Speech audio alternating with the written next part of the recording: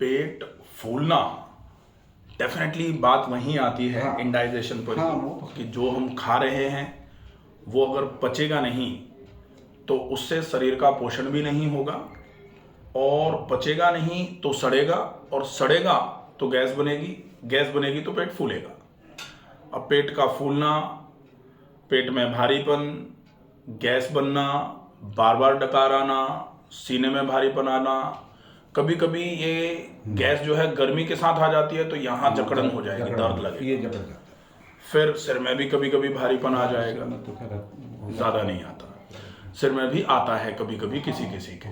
लेकिन मेरी क्या थोड़ी सी बॉडी की एक्सरसाइज इतनी ज़्यादा हो जाती है कि अच्छी बात है, एक्सरसाइजेस तो खैर बहुत ज़रूरी भी हैं, तो करनी भी है। यूँ एक्सरसाइज नहीं, मतलब यूँ आना जाना भाग दौड़ जो है। अब पेट की समस्या बस जब बहुत लंबे समय तक रहती है तो डेफिनेटली उम्र कैसी भी हो, लिवर पर जोर पड़ना चालू होता है, तो आइदर लिवर फंक्शन टेस्ट गड़बड़ाना चालू हो जाते हैं, जिसको SGOT SGPT कहा जाता है, स्पेशली SGPT। धीरे धीरे करके आपका कोलेस्ट्रॉल प्रोफाइल बिगड़ना चालू हो जाता है, जिसमें आपका टोटल कोलेस्ट्रॉल ज़्यादा आना चालू हो जाए, ट्राइग्लिसराइड ज़्यादा आ जाए, या फिर HDL जो अच्छा वाला कोलेस्ट्रॉल है वो कम हो जाए। इसके अलावा फैटी लिवर, लिवर पर फैट डिपॉजिट होना चालू हो जाता है, और इसकी वजह से लिवर की फंक्शनल एबिलिटी, जो कार्यक्षमता है लिवर की, वो कमज़ोर होना चालू हो जाती है। शुरुआत अपच से हुई, पेट के फूलने, पेट में गैस बनने से हुई, लेकिन यहाँ तक पहुँच जाती है या पहुँच गई है कुछ लोगों की, तो उनको क्या क्या करना है ये पूरा समझना है। अब लोगों को ये लगता है कि ट्रीटमेंट बता दो, मतलब ऐसे ऐसे कुछ चुटकी बजा बजा के कि इससे गारंटी से सही हो जाएगा, उससे सही हो जाएगा, एक बार खा लो सही हो जाएगा, एक चम्मच ले लो ज़िंदगी भर सही बने रहोगे। वो चीज़ें मेरे हिसाब से बहुत ज़्यादा इफ़ेक्टफुल नहीं है। बीमारी का कारण अगर हमको समझ में आ जाएगा और कारण को अगर हम ख़त्म कर लेंगे तो बीमारी हमेशा के लिए ख़त्म होगी। अदरवाइज़ हम भ्रम में रहेंगे कि हम इलाज करा रहे हैं, और आज थोड़ा सिम्टोमेटिक आराम मिल जाएगा, थोड़े समय के बाद हम दवाइयाँ या जो भी हम ले रहे हैं उसको डिसकंटिन्यू करेंगे और फिर से सिम्टम्स वापस आ जाएंगे। इसलिए ट्रीटमेंट का मतलब वो होता है जिससे आपका रोग जड़ से ख़त्म होना चालू हो जाए, और वो ट्रीटमेंट जो है वो लाइफस्टाइल में करेक्शन है। लाइफस्टाइल में करेक्शन मतलब, अब लाइफस्टाइल में करेक्शन आज से 50 साल पहले तो लोग नहीं कहते थे चिकित्सा विभाग में कि आप अपनी लाइफस्टाइल सुधारो। मुझे लगता है आज से 15 साल पहले डॉक्टर ही नहीं कहते थे, लेकिन आज आप गैस्ट्रोएंटरोलॉजिस्ट के पास भी जाएंगे तो वो भी लाइफस्टाइल की बात करेंगे। खाने पीने को थोड़ा सुधारो, थोड़ा एक्सरसाइज रोज करना चालू कर दो, थोड़ा वेट कम करो। वेट कम करना हमारे हाथ में ही नहीं है, होता ही नहीं है।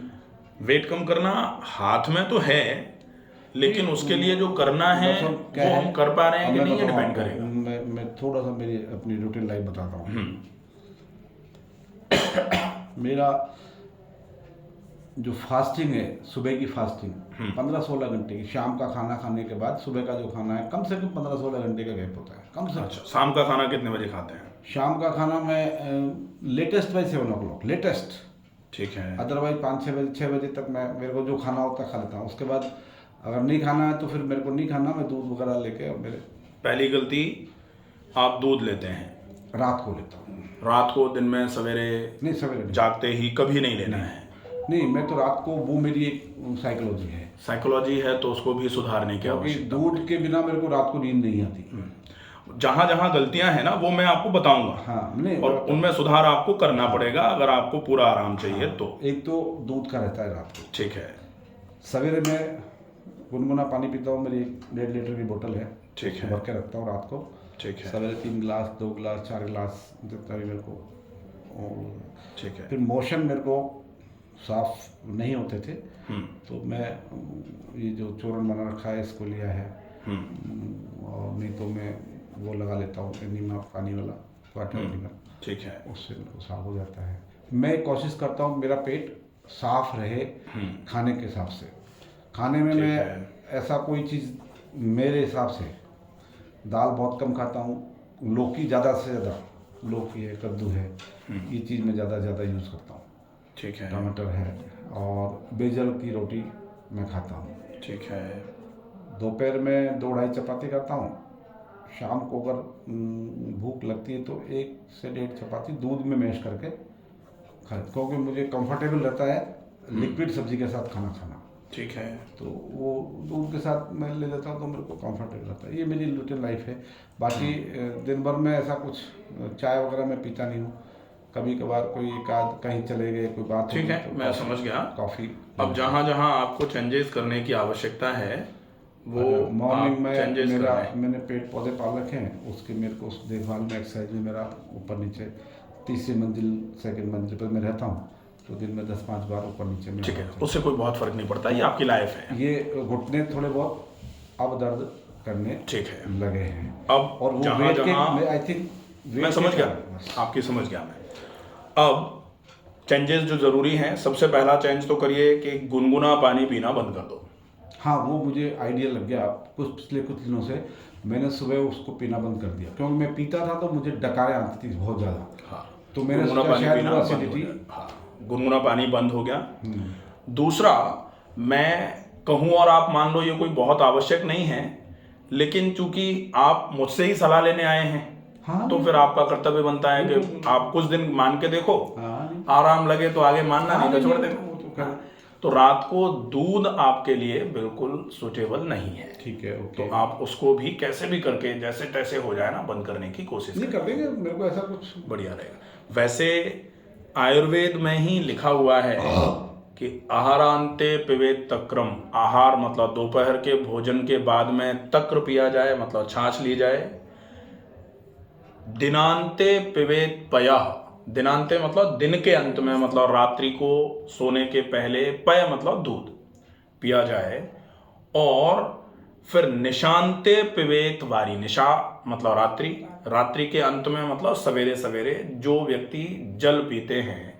तो ये 3 चीजें अगर कोई भी कर लेता है तो त्रिभिर रोगों न जायते, ये तीनों दोषों को सम करने का काम करते हैं और रोग किसी भी भांति आपके शरीर में नहीं घुस पाता है। ये पुरानी कहावत थी, लेकिन आजकल दूध की समस्या, हमारी लाइफस्टाइल में हम दूध को पचाने की क्षमता धीरे धीरे करके खोते जा रहे हैं, वो प्रॉब्लम, इसकी वजह से दूध आजकल इंटॉलरेंट होता चला जा रहा है। और स्पेशली उन लोगों के लिए जिनको एसिडिटी या गैस की ट्रबल है, उनको दूध या दूध से बनी मिठाइयों से ऐसे करके कान पकड़ लेने चाहिए कि नहीं लेंगे। दूध से बनी छाछ और दही का उपयोग आप कर सकते हैं, लेकिन वहाँ भी आपको थोड़ी समस्या इसलिए आ जाएगी क्योंकि आपको सीवियर स्नोरिंग की समस्या है। और वो स्नोरिंग जिसको स्लीप एपनिया कहा जाता है, जो आपकी रात की नींद को थोड़ा सा डिस्टर्ब करना शुरू कर गई है। क्योंकि अभी अभी अपन ने देखा, जैसे थोड़ी देर के लिए अपन चुपचाप बैठे तो नींद आ रही है, खराटे आना चालू हो रहे हैं, तो इसको बोलते हैं कि रात को नींद पूरी नहीं हो पा रही। तो जहां भी मौका मिलता है आपको ऐसा लगता है थोड़ी देर हो जाए। अब वो थोड़ी देर जो खराटे आ रहे हैं, इसका मतलब ये है कि डेफिनेटली आपकी रात की नींद में भी आपको जोर से खराटे आते हैं। और स्लीप एपनिया मतलब सोते सोते आपके शरीर में ऑक्सीजन का डिप्राइवेशन होता है। इस वजह से आप बार बार करवट बदल लेते हैं, या बार बार आपको सपना आता है, या बार बार आप चौंक करके उठ जाते हैं। कई प्रकार की चीज़ें होती हैं इसमें। तो वहाँ आपको छाछ और दही से भी परहेज रखने की आवश्यकता लगेगी। वो छाछ से जकड़न भी होती है। हाँ, तो वहाँ छाछ भी गई आपकी। अब रूटीन पूरा अच्छे तरीके से फॉलो अप पर रहेगा ना, तो डेफिनेटली ठीक रहेंगी चीज़ें। अब सबसे पहले जिन चीज़ों को मुख्य बिंदु बनाया जाना चाहिए, वो एक है खाने के 1 ग्रास को कम से कम 60 बार, जैसे मैं 60 बार बोलता हूँ, और आप साक्षात एक तरीके से उदाहरण है इस चीज़ का कि आराम होता है। आपकी समस्या पाचन की कमी है, इनकी तो और ज़्यादा थी, लेकिन चबा के खाने का लाभ मिला। चबा के खाने का, थोड़ा टाइम से खाने का, बाकी सारी चीज़ें ठीक हैं। बहुत चबा के खाया जाए। एक पॉइंट, जिसको भी पेट से संबंधित समस्या है, याद रहता है कि चबा के खाना चाहिए, लेकिन वो पर वो एक आदत बनाइए। आदत ऐसी बन गई कि वो तो बनती है तो बिगड़ती भी है, बनती है तो दूसरी भी बन सकती है, उसमें कोई दिक्कत नहीं है। क्योंकि ये मान लेना कि अब नहीं सुधारी जाएगी आदत, ये तो फिर ठीक नहीं है। तो जरूरी जहां सुधार है वहां सुधार कर लिया जाए, अच्छा रहेगा। पहला। दूसरा जो आप कर रहे हैं कि आप कोशिश करके 7 बजे के पहले पहले शाम का खाना खा लीजिए, अच्छी बात है वो। शाम के खाने को थोड़ा हल्का कर दीजिए। आप कभी भी जब भी खा रहे हैं शाम का खाना थोड़ा हल्का रहेगा। हल्का हल्का मतलब जो आपने दोपहर में खाया है उससे कम क्वांटिटी या जल्दी पचने वाला। जैसे आप खिचड़ी खा लीजिए, आप दलिया खा लीजिए, आप उबली हुई सब्जी खा लीजिए। शाम को अगर सूर्यास्त के पहले खा रहे हैं तो फल भी खाए जा सकते हैं। दूध में और रोटी मैश करके। वो दूध तो ऑप्शन में है नहीं ना, इसलिए गया वो। ठीक है। तो वो हल्का खाना चलेगा। ज़्यादा चबा के हल्का और जल्दी, जल्दी मतलब सूर्यास्त के पहले हो जाए तो बहुत अच्छी बात है, अदरवाइज 7 बजे के पहले। ठीक है, ये दूसरा नियम हो गया। एक तो चबा के खाना और दूसरा ये। अब तीसरा जो सबसे ज़्यादा आवश्यक है, क्योंकि ये जो डिस्कलरेशन आता जा रहा है, इस डिस्कलरेशन को बोला जाता है एकैंथोसिस। एकैंथोसिस मतलब डार्क डिस्कलरेशन, और ये इंसुलिन रेजिस्टेंस भी बताता है। तो थोड़ा व्यायाम उस लेवल पर जाके किया जाए कि आपको एक बार पसीना आए, क्योंकि हम पूरे दिन जो भागदौड़ चल रही है उसमें तो शरीर थक रहा है। लेकिन एक बार लगातार 1 घंटे का समय निकाल करके सवेरे सवेरे, उसके बाद आप पूरे दिन में जो भी करना है करते रहिए, लेकिन एक बार 1 घंटे का समय निकले ही। और उस 1 घंटे में मेरे हिसाब से सबसे बढ़िया तरीका जो व्यायाम का है, जिससे सबसे ज़्यादा लाभ मिलेगा, वो है टहलना।